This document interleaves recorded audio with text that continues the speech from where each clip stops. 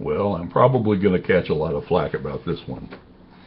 I've been looking at some of the different videos that people have put on, um, espousing how different singers are in league with Satan,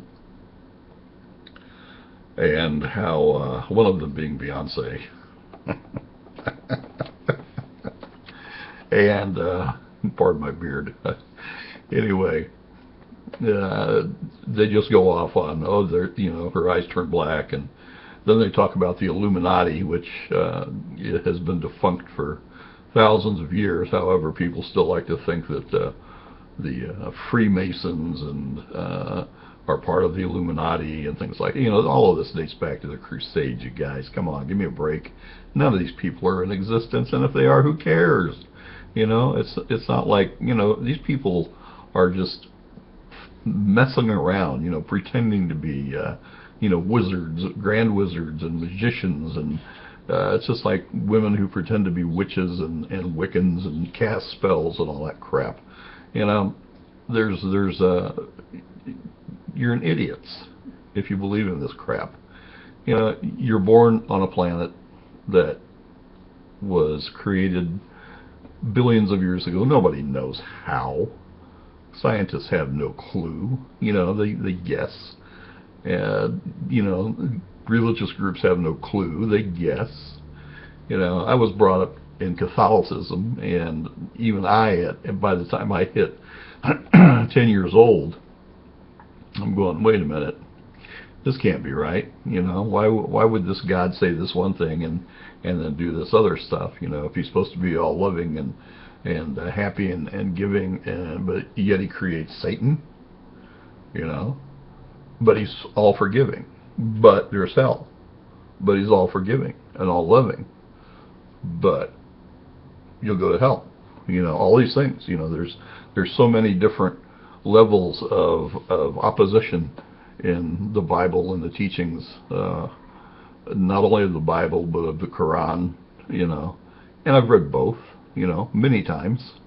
They're interesting. They're good reading.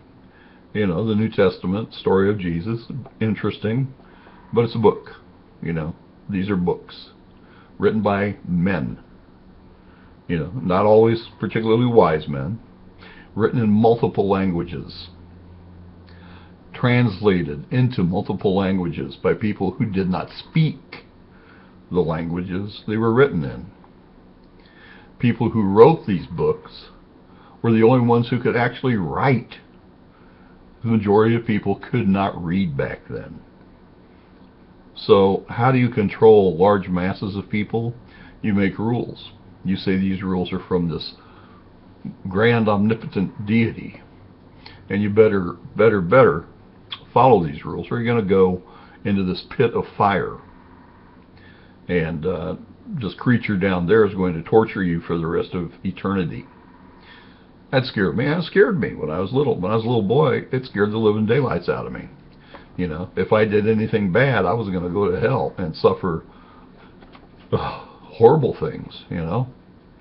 I ran away from home the first time. I think I was 4 or 5 years old, and when they finally caught me, and got me home, because I was on my way, baby. I made it a whole 4 or 5 blocks, I think. My parents sat me down and made me look at these art books that had pictures of people who had been burned alive and eviscerated and things like that. I had nightmares forever. And these were people, you're going to go to hell and this is going to happen to you. Obviously my parents needed some severe parenting skills, because not only were they nuts, I was pretty crazy too by the time they were finished with me. And it's just, it's continued. But I have done a lot of reading on all sorts of religions, and the only religion that has actually made any sense to me, and I believe I've said this before, is pantheism, where everything is connected. We are God, part of God. If you want to use God, it's just an easy way of saying creation. We've been here forever. We're going to be here forever. Not this body, Not this face, thank goodness, but the spirit that makes us goes on. You know, the energy of which we are has always been. They were trying to explain creation on some television show the other day, and it was pretty interesting. Talking about, you know, here's this little thing smaller than an atom that got lonely, and so it exploded. You know, how did it explode? Where did it come from? See, that's the whole point. You know, when you get it down to the finite questions, it's where did it come from? Where did it begin? Why was it there in the first place? Nobody knows. Nobody can answer that question. There's absolutely no answer to that question. And you'll never know, you know? God. Do I believe in God? I believe in the perception of God. I believe in the creativeness of everything being God and being part of God, not only on earth. You know, I mean, and let's look at this, okay? We've got entire galaxies out there in the universe, but this one planet is where they decided that the Son of God was going to walk around. Now, since we don't have any way to actually check this out on other planets to see if, you know, did he go to Mars? Was he, you know, in Alpha Centauri? Did he travel through black holes or what? Because there's a whole big gap of time in there that, you know, from the age of 12 on to the time he was crucified, nobody knows what Christ was doing except Christ. And we can't ask him. So we don't know. We have no clue. We're not going to have a clue. Now, to some of these idiots that, and I'm going to mention them, and, you know, I'm sorry if you want to sue me, I don't own anything, I'm on disability, and, you know. Crobin is one of these guys. Let's see. April and Wayne. Emmanuel TV. Golly, you know, I look at this and I think, you know, it's amazing how many people want to condemn some of the things that their own race brought about. You know, they're saying, oh, you know, if you dance these dances, you're dancing for Satan, and like twerking. You know, I mean, okay, you know, you wanna do that with your hips and your butt?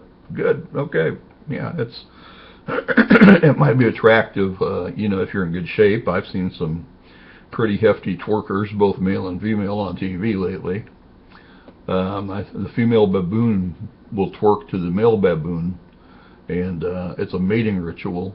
So, you know, draw your conclusions, folks. You know, this stuff's been going on for centuries, millions of years.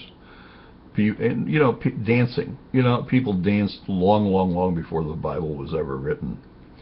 You know, and you know what? They had sex too. Wow. And some of them even had sex with relatives, because how the hell do you think the population grew as huge as it did? Do you think it started with two people? No. Give me a break. You need to read the Bibles. You need to read them with a grain of salt. You need to try to understand the lessons that they were trying to say in these things. You need to read the Quran so you can verify that, you know what, the Muslims and us really believe a lot of the same stuff. Well, the Christians anyway. I'm not anything. I'm me. You know, like I said, if anything, I'm a pantheist. But I believe in man, and I believe that we're here for a greater purpose than what we normally are here. I watched a show the other day, and it was on the Sudan, and one of the camps in the Sudan of poverty, just loaded with millions. I mean, it looked like millions and millions of people, but you know, sick and filthy and dirty and skinny and starving. And you know, there's one French doctor trying to help the children with heart disease and all of this. And I'm thinking, you know what? We have so much, and we're willing to keep that, to not lift a hand to help anyone. And that's really what life's all about, is actually helping. You know, your spirit, your energy, is the stuff that makes you you, not your brain. You know, that's a good thing. You know, that's the thinking part, and that's what helps me understand what makes me me. But the energy part, the spirit, which I do believe that we have around us and in us, is supposed to be helping each other, not picking on each other, not arguing and fighting about who's right and who's wrong, but actually helping people who have less, who have nothing. What have you done today to better the world? Did you do something today to help someone? Did you offer to do something to help someone other than yourself?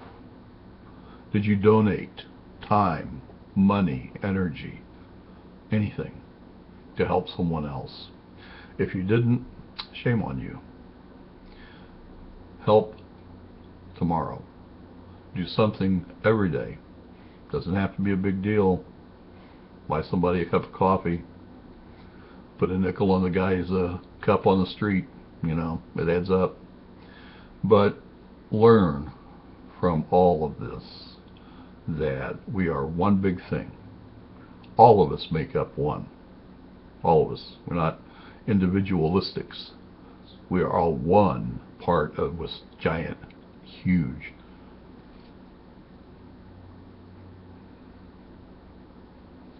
I don't know. I can't say what it is. I have no word for it. I'm stumped. Somebody give me a word. But this giant, huge mass of everything, of life, of energy, of love. Because, you know, love's energy too. Hate is energy, negative energy. Last thing, and this is a long one, and I apologize for that, but the other thing is, you know, the devil. I don't think so. You know, there's evil in the world, and man is one of the most evil creatures that ever was created. Right up there with Godzilla and the Tyrannosaurus Rex. But there's so much good in the world, hopefully, it overcomes that evil. But yes, there is evil. Satan, demons, things like that. You know, don't believe everything you see on the movies, you know. The evil that exists are the ones that are killing all the other people that they're related to, that go into schools and start shooting, you know, and then they try to pawn it off on some sort of psychiatric disorder. I have psychiatric disorder. Didn't you know? Yeah, but I'm not going to go shoot a bunch of people in a school. I'm not going to go start a war. I'm not going to put a bomb someplace. Those people are evil. Those people who let these children in the Sudan and wherever else in the world starve and get sick and die by the thousands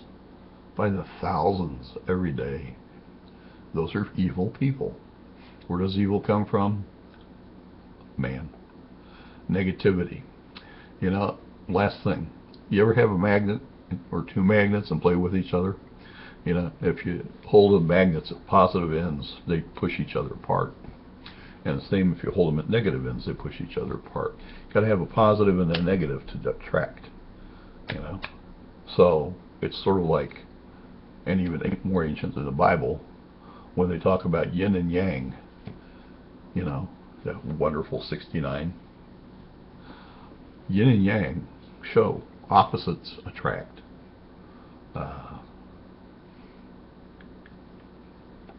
It's physics. What can I tell you?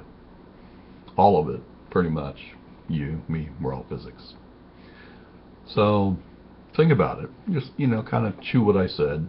You don't have to like it. I don't care one way or the other whether or not you agree with me. I'm blabbing. I come on here to try to push a little bit of knowledge that I have out into the world, and maybe somebody picks up on it and says, you know, that makes sense. And somebody else picks up on it and says, this guy doesn't have any kind of clue what he's talking about. You're entitled to your opinion. But go ahead and let me know. You know, I take all critiquing. I don't take it to heart, but I take it all, and I'm always up for a good argument.